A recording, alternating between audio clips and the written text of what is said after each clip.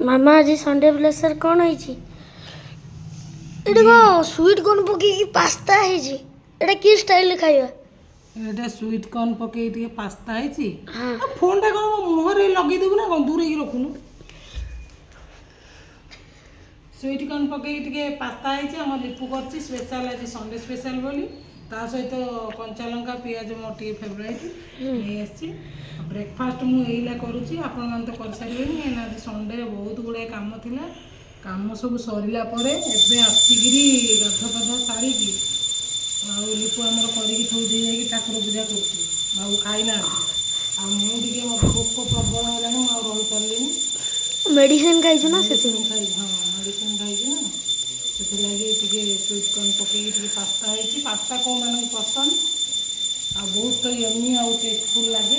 विशेषकर आम लिपु करे बहुत बढ़िया करे जो मानक पास्ता पसंद पास्ता भल लगे कमेंट बॉक्स में निहाती कहे